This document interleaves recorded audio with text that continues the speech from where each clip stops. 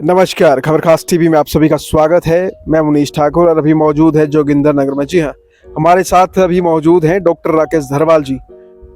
हम आपको बताना चाहेंगे डॉक्टर राकेश धरवाल जो है वो कांग्रेस प्रदेश कांग्रेस कमेटी के सचिव भी हैं और आज हमारी खास मुलाकात इनसे है। कुछ सवाल भी हैं और कुछ नई चीज़ें हैं जो आपको सुननी चाहिए जोगिंदर की जनता को।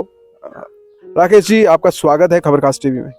नमस्कार, मैं खबर खास टीवी का धन्यवाद करता हूं कि समय पर आप लोग जो है हमारे विचार लोगों को पहुंचाते हैं। और मनीष जी, आपका तहे दिल से मैं धन्यवाद करता हूं। और सबसे पहले होली के इस महोत्सव में मैं सभी जोगिंदरनगर वासियों को और हिमाचल प्रदेश के सभी लोगों को अपनी ओर से हार्दिक शुभकामनाएं देता हूं। जो है उनको ओपीएस बहाली का एक तोहफा दिया है और 1 अप्रैल से सरकार इसको लागू करने जा रही है। क्या कुछ कहना चाहते हैं?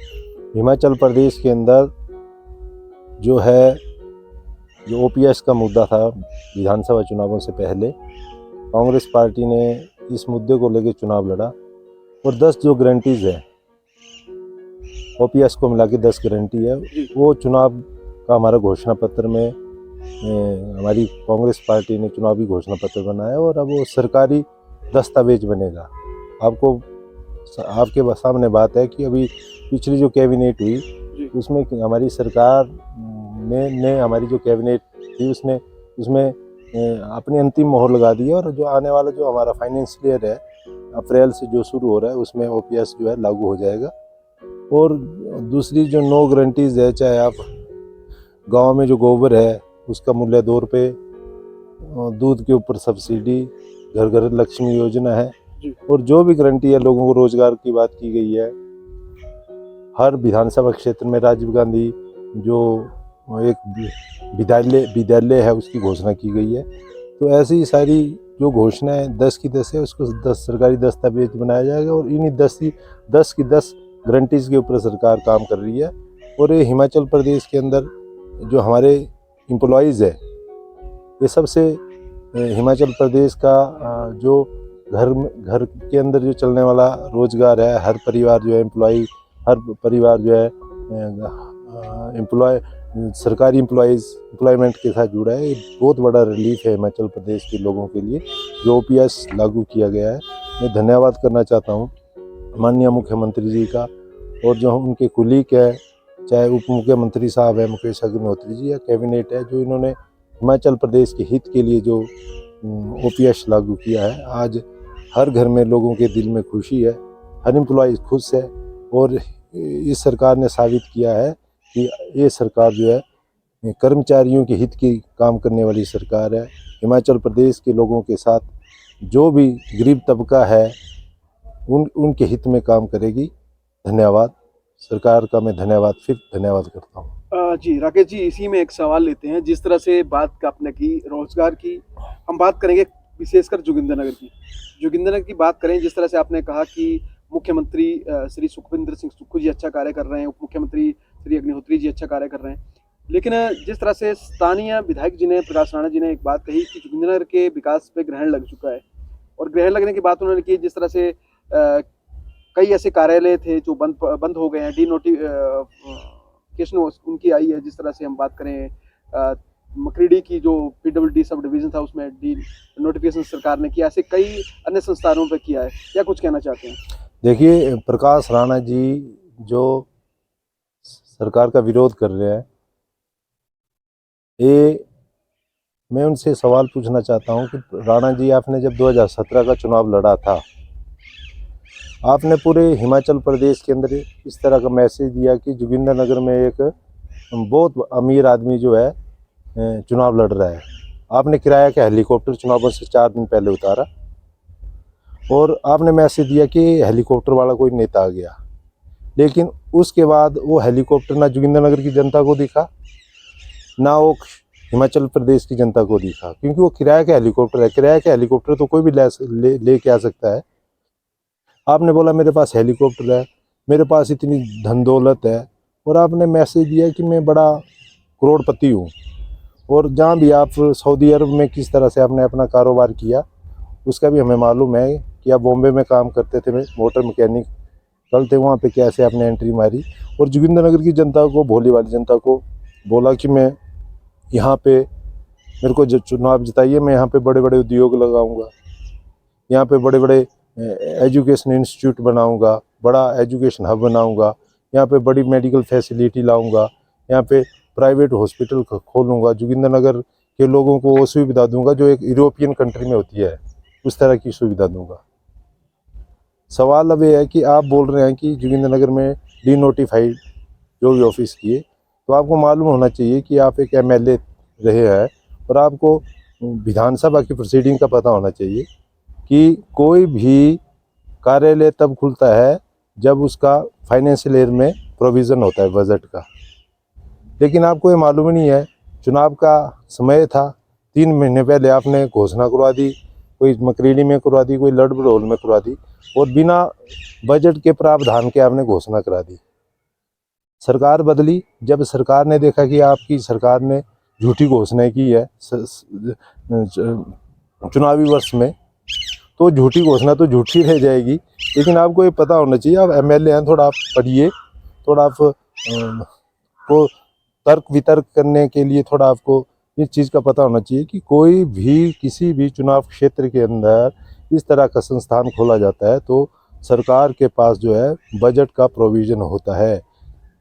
चालू जो वित्तीय वर्ष है उसमें पूरे प्रदेश के अंदर बजट का प्रोविज़न किया जाता है कि हमने कांगड़ा के सुलह कंस्टिट्यूंसी में ये इस वित्तीय वर्ष में सिविल हॉस्पिटल खोलना है, हमने लड़बड़ोल में डिग्री कॉलेज खोलना है, तो पहले उसका प्रावधान किया जाता है। ना कि चुनावों में लोगों को झूठ बोलने के लिए घोषणा की जाती है कि हमने ये खोल दिया, वो खोल दिया, एक चपरासी बैठा दिया एक कार्यालय में और हमने डिवीज़न खोल दिया। ना आपके पास बजट का प्रोविज़न है, ना वहाँ पे आपने कोई फाइनेंशियल अप्रूवल लिया है, तो ऐसी झूठी घोषणा करके और झूठी बातें बोल के जो है लोगों को मन और लोगों के सामने फिर आप झूठ बोल रहे हैं। तो आपने 2017 में जो वायदे किए थे विदेशों में हम लोगों को रोजगार देंगे, तो ऐसी झूठी बातें ना करें और अपना जो कद है उसके अनुसार ही आप बात करें। क्योंकि जो लोग आज कैबिनेट में है या मुख्यमंत्री है या डिप्टी चीफ मिनिस्टर है, तो उनका आप देखिए कि वो राजनीति में कब से जुड़े हैं, वो कितनी बार एमएलए बने हुए हैं, यूथ कांग्रेस एनएसवाई से लेके उन्होंने काम किया है, लोगों के बीच में सामाजिक कार्यों में रहे, समाज की सेवा की है, तभी ये लोग इस पोजीशन में पहुंचे हैं। राकेश से आपसे जानना भी चाहेंगे, बात करते हैं जोगिंद्रनगर से कांग्रेस के संगठन की। जिस तरह से 2014 की बात करें और उसके बाद की बात करें तो कांग्रेस का जो ग्राफ था जोगिंद्रनगर से खासकर बात करेंगे तो वो कहीं ना कहीं गिरता ही नजर आ रहा था। लेकिन जिस तरह से आप पार्टी के अध्यक्ष बने जोगिंद्रनगर से, तो उसमें काफ़ी सुधार हुआ और ग्राफ थोड़ा थोड़ा ऊपर आया। और जिस तरह से पिछली बार जो इलेक्शन हुए, एमपी के इलेक्शन की बात करेंगे तो यहाँ से प्रतिभा सिंह जी थी, भारी मतों से जो है वो जीती हुई है। और अब की बार उनका जोगिंद्रनगर आने का प्लान क्या है और आपका किस तरह से प्लान है इन एमपी चुनावों को लेकर, 2024 के चुनावों को लेकर? ये सही बात है कि जोगिंद्रनगर में काफ़ी लंबे समय से संगठन जो है बड़ी खस्ता हालत में था, बड़ा कमज़ोर संगठन था। और 14 का जब हमारा यहाँ पार्लियामेंट का चुनाव हुआ, उसके बाद जितने चुनाव हुए 14 में हम 20,000 डाउन गए, 17 के असेंबली इलेक्शन में हम बड़ी बुरी तरह यहाँ से बड़ा हमारा पुअर प्रदर्शन रहा। 19 के चुनावों में 38,000 की पार्लियामेंट के इलेक्शन में लीड गई। और जब बाई इलेक्शन आया, प्रतिभा सिंह जी यहाँ से कैंडिडेट हुई, तो हमने सारा डाउन किया सबको मिला के, और उस बीच में पार्टी का अध्यक्ष बना। तो हमारे लिए सबसे बड़ी चुनौती थी कि एक बिखरा हुआ जो संगठन था उसको कैसे इकट्ठा किया जाए। मैंने गांव जाके बूथ में मैं गया, और एक बार नहीं गया, मैं 3-4 में बूथों में गया, लोगों से मिला, पुराने लोगों को इकट्ठा किया, पंचायतों में गया और बूथ पंचायत स्तर पे हमने संगठन को खड़ा किया। ऐसा संगठन खड़ा हुआ कि 2023-22 का जब बाई इलेक्शन हुआ तो सबने मिलजुल के काम किया और मेरी अध्यक्षता में चुनाव हुआ। और मेरी कोशिश है कि अब जो 2024 का इलेक्शन है, प्रतिभा सिंह जी यहाँ आई थी और उन्हें हाथ से हाथ जोड़ों का यहाँ पे आह्वान किया था। तो अब मेरी उनसे रिक्वेस्ट है कि अभी पार्लियामेंट के चुनाव में 1.5 साल से करीब है, वो आएंगे। इस बीच बात भी हमारी उनसे हुई है कि वो बहुत जल्दी यहाँ पे आएंगे, और उससे पहले या उसके बाद मैं फिर बूथों में जाऊंगा। जो हमारे लोग हैं कांग्रेस पार्टी के, उनको हमको मोटिवेट करना है, उनको एक्टिव करना है, उन कार्यकर्ताओं को जो पिछले भारतीय जनता पार्टी की सरकार के खिलाफ लड़े हैं, जिन्होंने भारतीय जनता पार्टी के खिलाफ, सरकार के खिलाफ, जन विरोधी नीतियों के खिलाफ पूरा 4-5 साल हमारे साथ संघर्ष किया, सड़कों पे उतरे, आंदोलन किया है, और उन लोगों को जो है अब फिर आगे लाने की ज़रूरत है।